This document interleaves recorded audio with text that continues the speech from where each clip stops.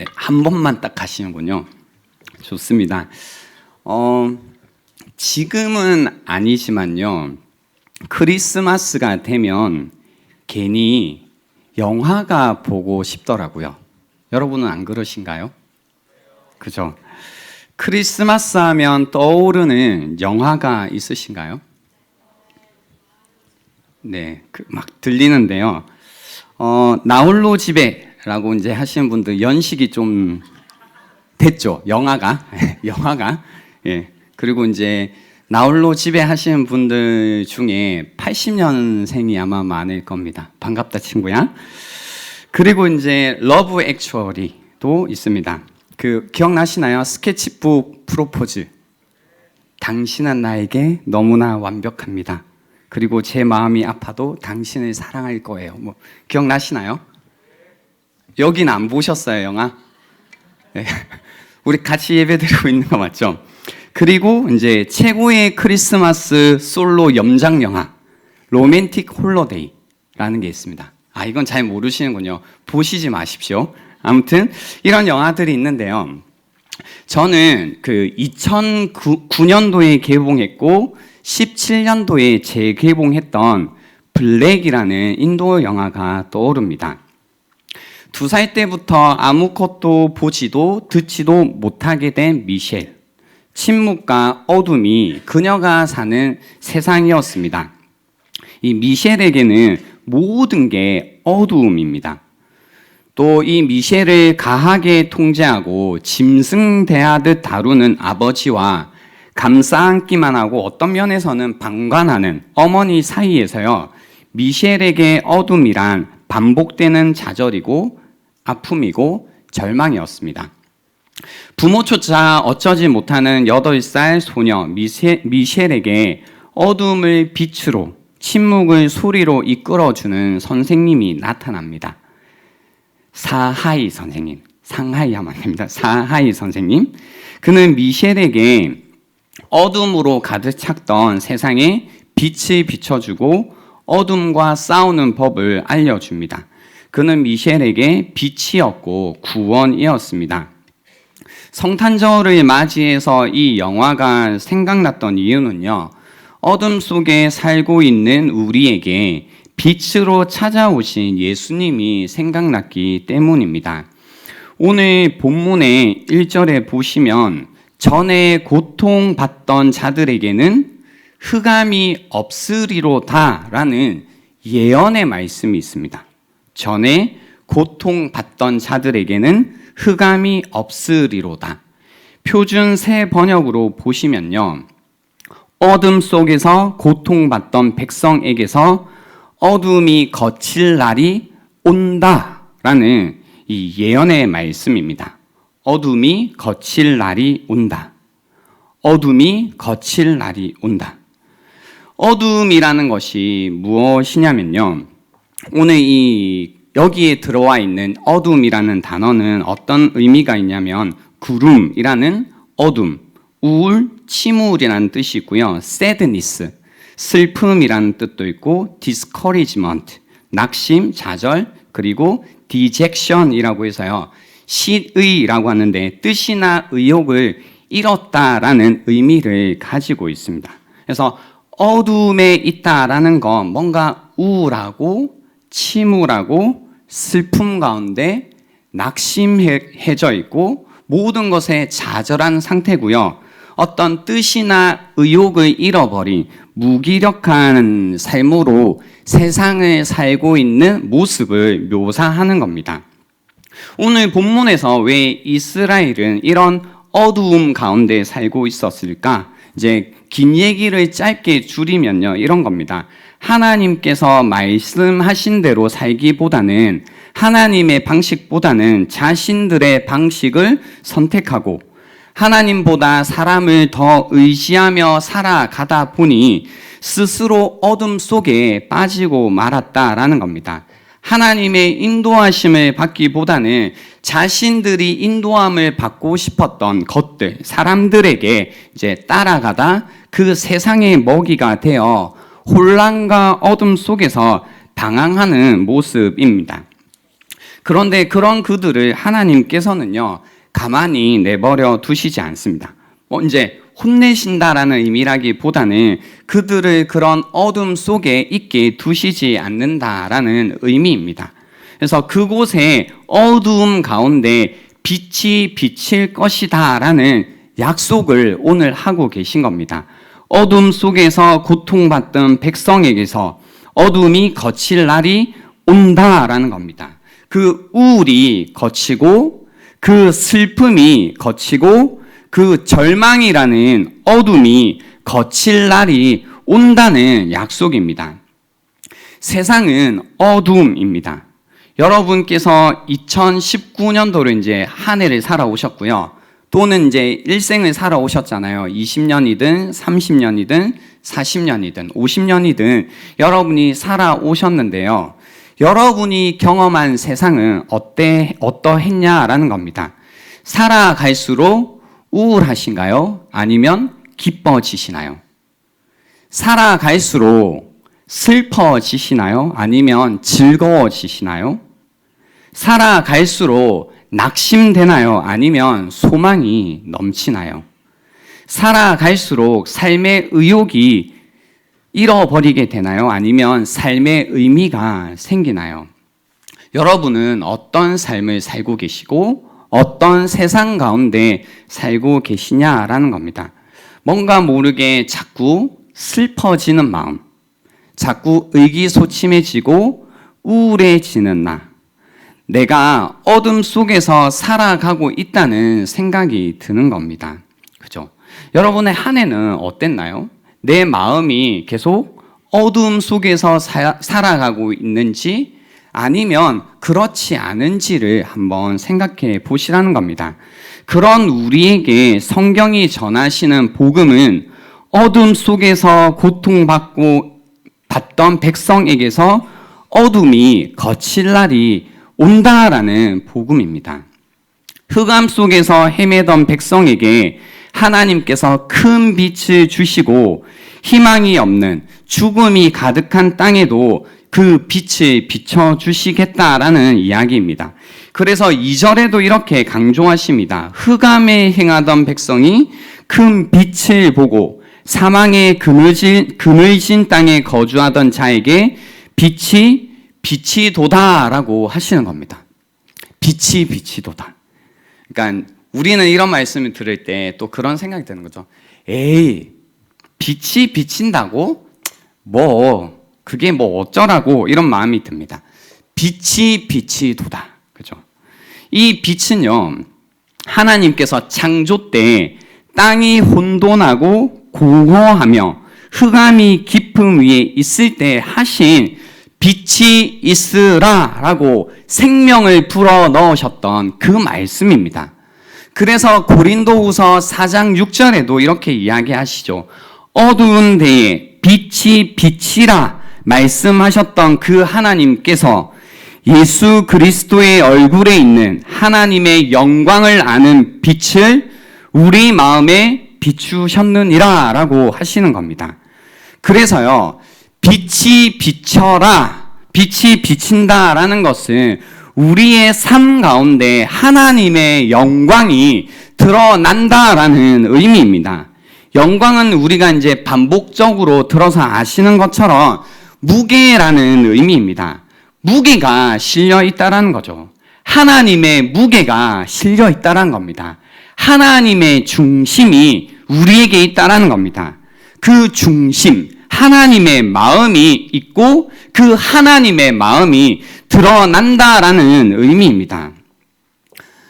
어떻게 하나님께서는 이 일을 이루시는가? 그죠? 어떻게 하나님께서는 빛을 비추시고 어떻게 하나님은 하나님의 마음을 드러내시는가? 아직까지 이 말씀을 이제 들을 때 느낌이 그런 거죠. 여러분의 표정처럼 무슨 말인지 잘 모르겠다. 빛이 비친다라는 게 뭘까? 하나님께서는 이 빛을 비추시겠다라는 걸 어떻게 이루시는가라고 할 때 오늘 본문의 6절에 나와 있습니다. 이는 한 아기가 우리에게 낳고 한 아들을 우리에게 주신 바 되었는데 그의 어깨에는 정사를 메었고 라고 하시는 거죠. 그래서 한 아기가 우리에게 태어났다라는 겁니다. 우리에게 한 아들을 주셨다라는 겁니다. 그는 우리의 통치자가 될 것이다라는 겁니다. 어깨에 정사를 메었다라는 게 통치하신다라는 뜻이거든요. 그래서 한 아기를 우리에게 주셨고 한 아들을 우리에게 주셨는데 그분이 우리를 통치하시는데 우리를 다스리시는데요. 그분이 어떤 분이시냐면 그의 이름은 기묘자라 모사라 전능하신 하나님이라 영존하시는 아버지라 평강의 왕이라 할 것임이라 라고 해서 우리를 통치하시는 분, 우리에게 오시는 분, 우리에게 주신 그분이 어떤 분이신지 묘사하고 있습니다. 기묘자라라고 할 때 기묘자는요, 원더풀, 그러니까 놀라운이라는 뜻인데요. 저희 이제 한글 성경에는 기묘자라 그리고 모사라 구분을 했는데요. 제가 보고 있는 ESV 성경을 보면 이것을 이제 붙여놨어요. 그래서 이 원더풀을 이 모사라의 형용사로 사용했더라고요. 그래서 기묘한 모사라라고 이해할 수 있습니다. 그래서 여기에는 네 가지로 그 하나님에 관해서 오시는 분에 관해서 묘사하고 있는데요. 하나는 기묘한 모사, 두 번째는 전능하신 하나님, 세 번째는 영존하시는 아버지, 영원하신 아버지, 네 번째는 평강의 왕이라고 묘사되어 있습니다. 기묘한 모사, 여기서 모사라고 하는 것은 카운셀러를 이야기하는데요. 그냥 단순히 우리의 어떤 고민을 들어주는 정도의 이제 카운셀러가 아니라 우리가 어떻게 행동해야 되고 또 어떻게 생각해야 되는지 구체적인 디렉션을 주는 조언자라는 뜻입니다. 그래서 뭔가 이 조언자를 만났다라고 할 때는 굉장히 지혜롭고 가치 있는 조언을 들었다라는 의미가 됩니다. 그러니까 뭐 우리가 쓰는 용어로는 현자라는 의미로 받아들이셔도 되겠죠. 그래서 이 하나님이 우리에게 오셨는데 우리에게 오신 이 한 아기 한 아들이 기묘한 정말로 기가 막히는 모사라 우리에게 조언을 주시는 분이다라고 하시는 거죠. 그래서 우리가 어두움 가운데 살고 있을 때, 길을 찾지 못해서 헤매고 있을 때, 무엇을 해야 될지 모를 때, 이 기묘한 모사이신 하나님께서 우리가 어떤 행동을 해야 되는지, 어떻게 생각해야 되는지, 어떻게 살아가야 되는지 우리에게 조언해 주시는 분, 우리의 길을 알려주시는 분이 이제 오셨다라는 이야기입니다. 두 번째는 전능하신 하나님입니다. 그 하나님은 약해 빠진 하나님이 아니라 우리를 충분히 구원하실 만큼 전능하신 능력이 있으신 하나님이다라는 겁니다. 그리고 영존하시는 하나님, 영원히 계시는 아버지다라는 이야기입니다. 우리의 육신의 아버지는 그렇죠, 이제 계시다가 세상을 떠나시기도 하십니다. 우리를 책임지시기도 하지만 때때로는 그 자리가 부재하기도 한데요.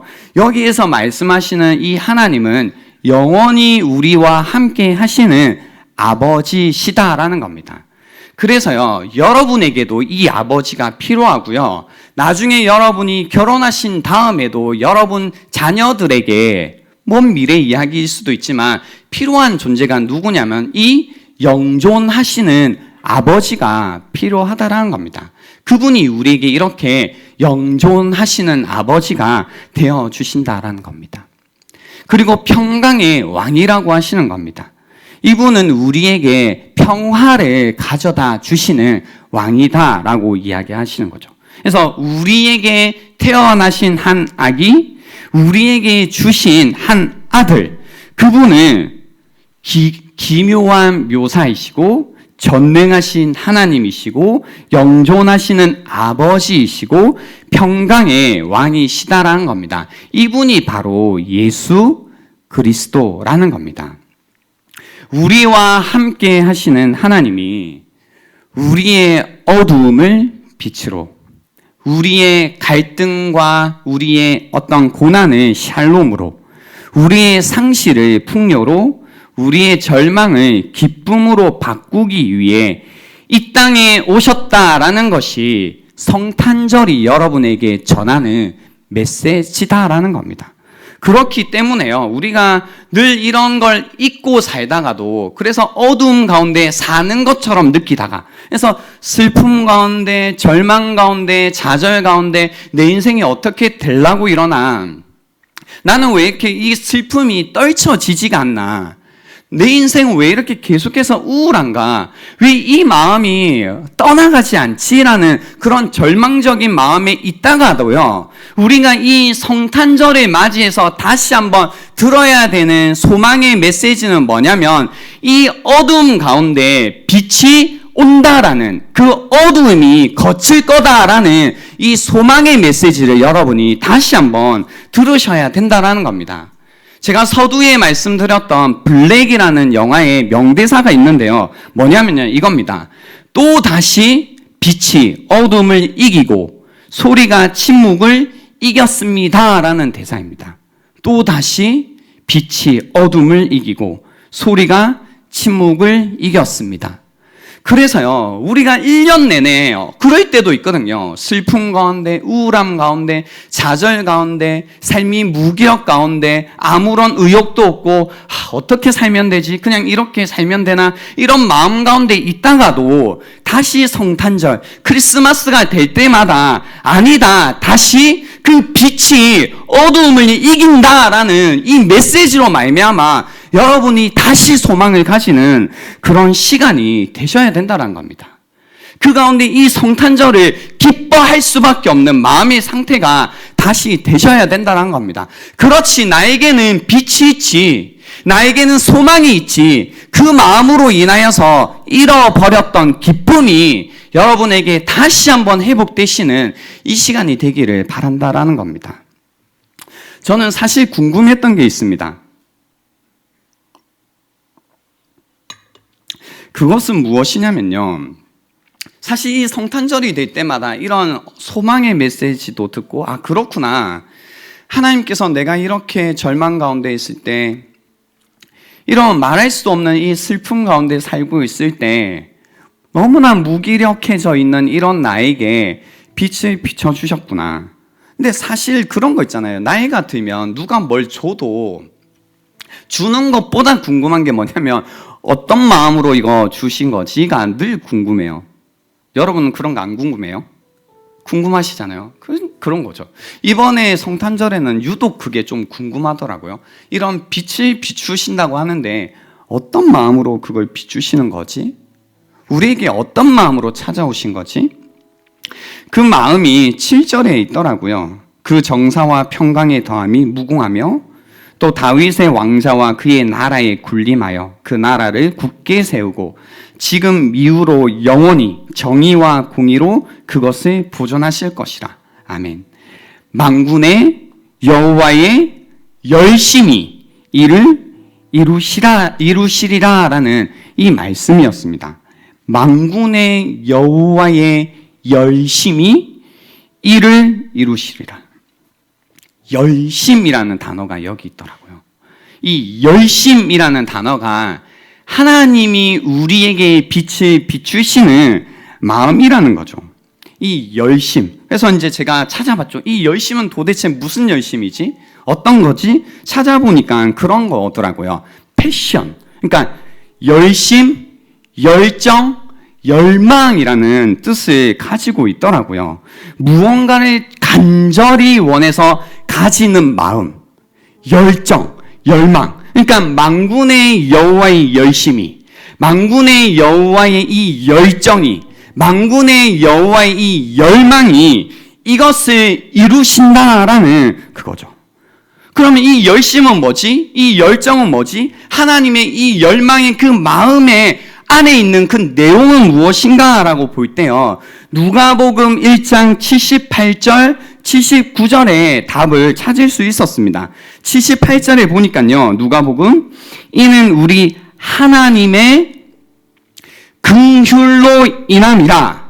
이로써 돋는 해가 위로부터 우리에게 임하여 79절 어둠과 죽음의 그물에 앉은 자에게 비치고 우리 발을 평강의 길로 인도하시리로다 하니라라는 이 말씀을 찾을 수 있었습니다. 그래서 만군의 여호와의 열심이라는 것이 어떤 거였냐면 우리 하나님의 긍휼, 그 긍휼의 마음으로 인하여서요 독문회가 위로부터 우리에게 임하여 어둠과 죽음의 그늘에 앉은 자에게 비치고 우리의 발을 평강의 길로 인도하셨다는 겁니다.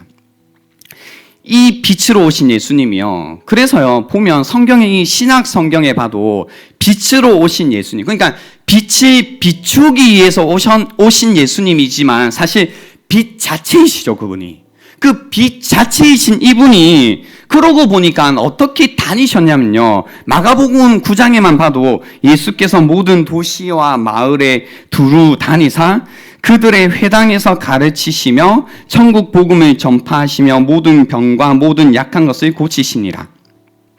무리를 보시고 불쌍히 여기시니 긍휼히 여기시니 이는 그들이 목자 없는 양과 같이 고생하며 기진함이라라는 겁니다. 그래서요, 제가 성경을 통해서 이제 확인하고 또 확인하고 또 확인하는 하나님의 열심이란 것. 그러니까 우리에게 비추신 그 빛이라는 것의 마음은 무엇이었냐면 바로 우리를 불쌍히 여기시는, 우리를 긍휼히 여기시는 그 마음이 하나님께서 우리에게 오신 마음이다라는 겁니다. 여러분은 이 하나님 아버지의 열심, 그분의 열정, 그분의 열망인 그 긍휼하심을 입은 자로 살고 계신가요? 단순히 그래 나에게 빛이 비추었구나, 하나님이 나를 도우셨구나, 나를 인도하셨구나가 아니고요. 그 인도하심과 공급하심과 나의 구원하심 가운데 있는 그 하나님의 긍휼하심이라는 그분의 열심, 우리를 불쌍히 여기시는 그분의 열정, 그분의 열망을 여러분이 충분히 알고 계시냐라는 겁니다. 그렇다면 이제 이 말씀이 이해가 되죠. 에베소서 5장 8절에 보면 너희가 전에는 어두움이더니 이제는 주 안에서 빛이라. 빛의 자녀들처럼 행하라라는 이 말씀이 이제는 우리가 좀 이해가 될 겁니다. 어둠이었던 우리에게 빛을 비춰주시고 이제는 우리로 하여금 빛이 되게 하셨다라는 이 말씀이, 너희는 세상의 빛이라 라고 하셨던 이 말씀이 단순히 도덕적으로 바르게 올바르게 살아라 라는 말씀이 아니라 하나님의 그 열심, 하나님의 그 열정, 하나님의 그 열망의 마음이었던 긍휼의 마음으로 이 세상을 살라라고 하셨던 주님의 이야기라는 겁니다. 여러분은 이 마음으로 살아가고 계십니까? 우리가 성탄절에요, 다시 한번 우리를 향하신 하나님의 열심, 그 하나님의 긍휼하심을 입은 자로 살고 있음을 확인하는 유일한 방법은 무엇이냐면 내가 이 세상을 그 긍휼한 마음으로 살아가고 있는가를 살피는 거라는 겁니다. 갑자기 그런 마음이 들더라고요. 저도 사역을 하면서 지내면서 그럴 때가 있거든요. 낙심될 때가 있고 그만두고 싶을 때가 있고 뭔가 괴로울 때가 있고, 그럴 때마다 이제 안간힘을 쓰는 거죠. 견디자, 참자, 인내하자. 근데 다 좋아요. 참을 수도 있고 인내할 수도 있고 견딜 수도 있고 다 좋은데 예수님의 마음으로 사역을 합시다. 맨날 이런 얘기 하잖아요. 여러분 다 알고 있는 얘기죠. 근데 그거죠. 야, 이거 뭐 맨날 참고 견디고 뭐 그렇게만 하는 게 사역인가? 이렇게만 사는 것이 정말로 사는 것인가? 그러니까 그런 거 있잖아요. 뭐 저도 그런데 여러분도 뭔가 사역을 해야겠다. 하나님이 나에게 은혜를 주셨구나. 뭔가 하나님의 사랑을 알겠어. 그죠? 그래서 이제 내년도에는 나도 주님을 위해서 무언가를 해야지. 교사로 섬길까? 아니면 뭐 임원으로 섬길까? 아니면 뭐 어떻게 섬길까? 그러고 나서 이제 용기를 내서 각자의 사역의 자리로 가는 거죠. 그리고 이제 교회 안이 아니더라도 밖에 있는 다른 이제 가족들을 이제 섬겨야겠다. 하나님의 사랑으로 섬겨봐야겠다. 아니면 친구들을 그렇게 해야겠다. 회사에 가서 세상의 빛으로, 부족하지 마, 세상의 빛으로 살아야겠다. 이런 마음으로 이제 살아보죠. 근데 어때요? 그게 불편하거든요. 그게 지치거든요. 그게 방해가 엄청 많거든요. 좀 하다 보면 그만하고 싶은 이유가 너무 많아지거든요. 뭐 내 마음도 몰라주는 것 같고, 나 혼자 이렇게 살아야 되나? 억울한 마음도 들고. 근데 이 어떤 억울함, 불편함, 안 하고 싶은 마음, 이런 모든 마음들이 우리에게 있는데, 제가 발견한 하나님의 그 긍휼하심이라는 거는요, 이 우리가 가지는 그 불편함과 안 하고 싶은 마음과 포기하고 싶은 그 모든 마음을 쓸어버리는 마음이 바로 하나님의 긍휼하신 마음이라는 겁니다. 여러분, 이런 마음으로 살고 싶지 않으세요? 뭐만 하다가 늘 마음이 꺾여버리고, 좀 살다가 그만두고 싶고, 좀 뭐 하다가 마음에 상처가 생기면 안 하고 싶고 하는 그 모든 마음을 쓸어버리는, 그죠? 그 모든 마음을 이겨버리는, 그 모든 마음을 딛고 일어서게 하는 그 긍휼의 마음이, 그 마음이 바로 우리에게 필요한 게 아니냐라는 거죠. 저는요, 이 마음이 저에게 필요하더라고요. 뭐 누가 힘들게 안 했으면 좋겠어, 나 편하게 살고 싶어, 좀 쉬고 싶어, 이런 거 말고 좀 못 쉬더라도, 좀 괴롭더라도 그런 나의 이런 마음조차 꺾어버리는 그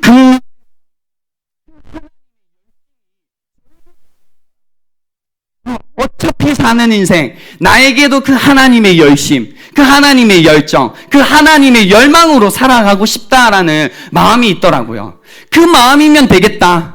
그 마음만 있으면 어떤 어려움이 와도, 장애물이 와도 넘어가겠다, 이기고 가겠다, 그 마음이 있으면 충분히 살아갈 수 있겠다라는 생각이 들더라고요.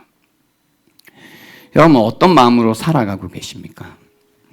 여러분, 우리가요, 하나님의 긍휼하심을 알지만 그 긍휼하신 마음으로 내가 이 세상을 살지 않는다면, 이 긍휼하심이라는 마음으로 세상을 바라보고 그 긍휼하심이라는 마음으로 사람들을 바라보지 못하면요, 내가 품었던 그 모든 선한 마음이란 건 언제나 꺾여버리게 되어 있다는 겁니다.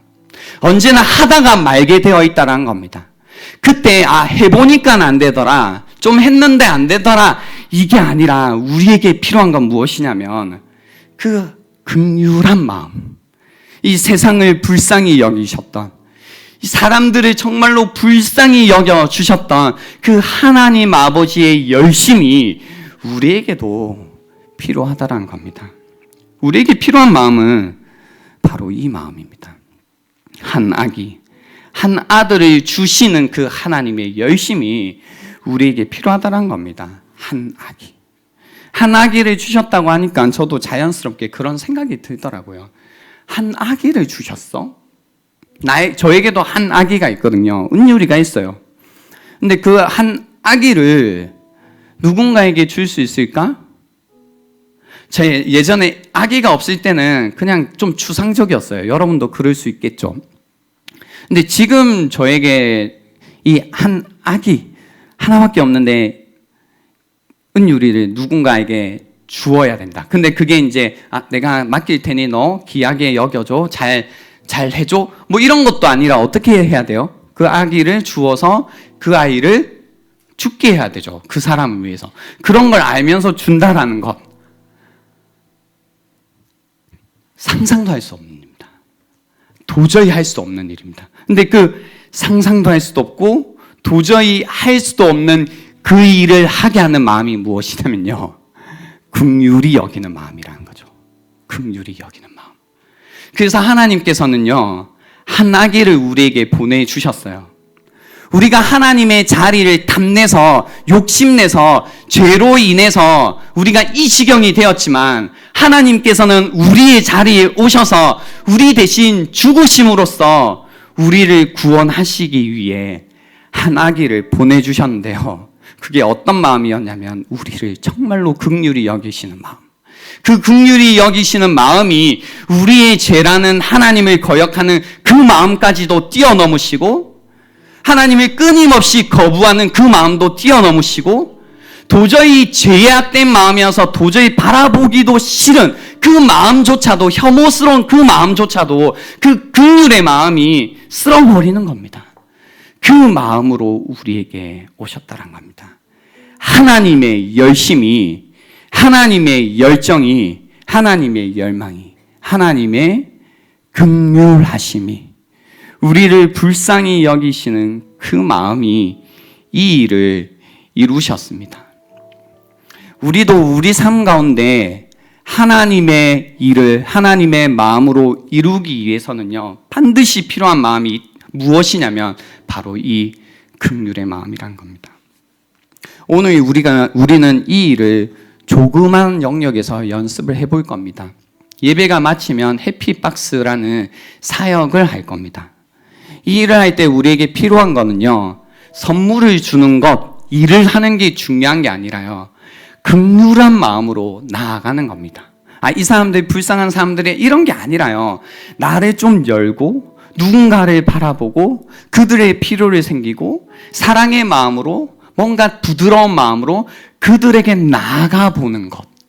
어쩌면 좀 불편할 수도 있죠. 시간도 내야 되고 내가 잘 모르는 사람이고 처음 보는 사람일 수도 있고, 또 이제 무언가 여러 가지 마음에 찾아오는 그런 모든 불편함을 내가 열고 나아갈 수 있는 긍휼의 마음이 나에게 있는지를 확인하는 그런 시간이 될 거라는 겁니다. 이런 거 하자라 하면 늘 그런 친구들이 있죠. 우리에게 언제 봤다고 그러냐, 언제 봤다고 찾아가냐, 그리고 이 선물이 얼마나 좋은 거라고 그거 하나 갖다 주냐. 다 좋은데요, 우리가 항상 어디에서 시작해야 되냐면, 그죠? 나에게 긍휼의 마음이 있는가 에서 항상 시작하는 겁니다. 그런 마음으로 한 번도 하나님의 마음으로 살지 않느니 조금 부족하고 때때로 그게 상처를 좀 줄 수도 있고 부족함이 있더라도 계속해서 하나님 아버지의 마음으로 살아가 보는 것이 결국은 우리에게 주님을 닮아가는 길로, 주님의 길로 인도하게 될 거다라는 겁니다. 그래서 오늘 우리가 이 일을 연습해 볼 겁니다. 그리고 여러분의 마음을 확인해 보십시오. 나는 어떤 마음으로 이 세상을 살아가고 있는가? 나는 정말로 하나님 아버지의 긍휼을 입은 자로서, 하나님의 빛이 비친 자로서 세상에 빛을 비추며 살아가는가? 다른 것이 아니라 긍휼의 마음으로 이 세상을 살아가고 있는가를 확인해 보시는 그런 시간이 되었으면 좋겠습니다. 저는 이 마음이 여러분 마음 가운데 있는 슬픔을 밀어낼 거다라고 확신합니다. 여러분 마음 가운데 있는 공허한 마음을 이 긍휼의 마음이 밀어낼 거다라고 확신합니다. 여러분 마음 가운데 낙심했던 마음이 이 긍휼로 인하여서 회복되는 것을 경험하게 될 겁니다. 좌절했던 마음, 무기력했던 마음, 그 무엇으로도 일어설 수 없다라고 느꼈던 여러분의 마음이 이 긍휼의 마음으로 다시 한번 타오르는 것을 여러분이 경험하게 될 것입니다. 왜냐하면 이 예언은, 이 약속은 이미 예수 그리스도를 통하여서 이루어졌기 때문입니다. 그 약속이 여러분의 약속이 되고 이 마음이 여러분의 마음이 되는 이번 성탄절이 될 수 있으면 좋겠습니다. 이 시간 드리겠습니다. 오늘 들었던 메시지를 한번 곰곰이 생각해 보십시오. 나는 이